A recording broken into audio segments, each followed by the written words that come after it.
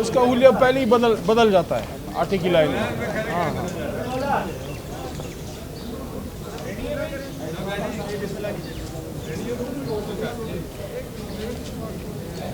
Ready.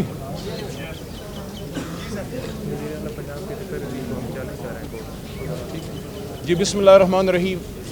اللہم صلی وسلم مبارک علی سیدنا محمد. سب سے پہلے تو کل بنو میں جو شہادت ہوئی ہے بہت اظہار افسوس.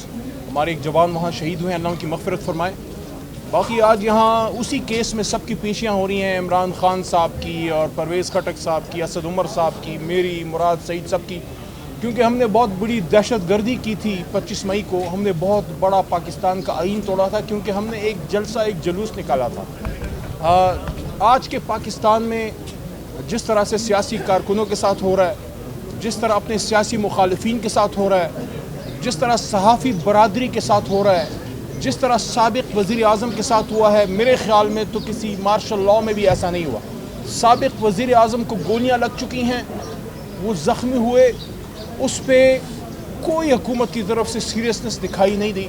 ارشد شریف جس کو میں شہید صحافت کہتا ہوں, ہم اس کی ماں کو, یہ پوری قوم کیا جواب دے گی؟ کیا کوئی جواب دے سکتی ہے کہ اس کی ماں نے صرف اتنی فرمائش کی کہ میرے بیٹے کا اچھا سا جنازہ کرنا؟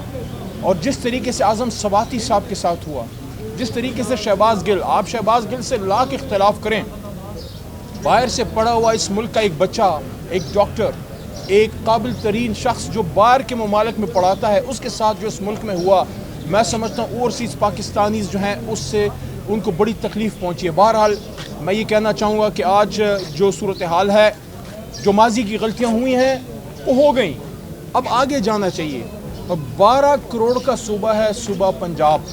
کیا 12 کروڑ کے صوبے میں ایک شخص بھی ایسا نہیں ہے جس پہ ہمیں اعتماد ہو؟ پورا پنجاب بھرا پڑا ہے قابل لوگوں سے. ایسے ایسے افسران ہیں جو چٹنی کے ساتھ روٹی کھاتے ہیں لیکن اپنے بچوں کے جو ہے حرام کا نوالا ان کے حلق میں نہیں ڈالا.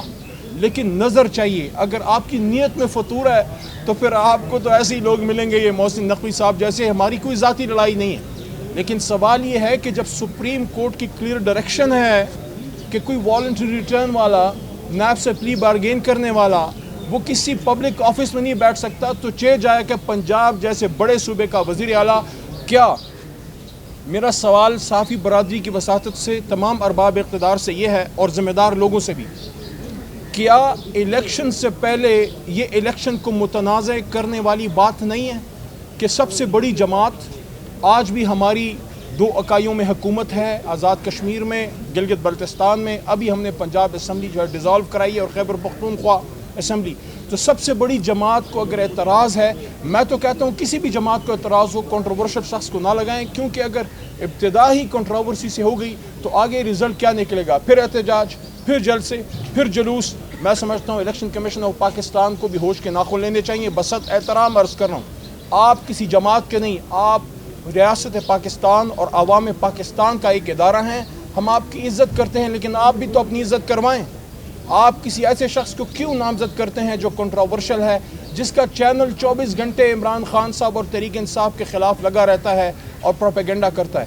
آخر میں پھر یہی بات, غلطیاں بہت ہوئیں, نقصان بہت ہوا. کل آپ نے دیکھا ایک ایٹمی ملک 12 سے 16 گھنٹے بالکل لاک ڈاؤن, اس کا شٹ ڈاؤن ہو گیا, ساری اس کی پاور, کوئی بجلی نہیں تھی. معاشی طور پہ, انتظامی طور پہ تو آپ نے اندھیروں میں دکھیلا تھا, کل روشنیاں بھی چھین لیں. تو یہ وقت آ گیا ہے کہ ہم ہوش کے ناخن لیں اور عوام کو اس مصیبت سے نکالیں.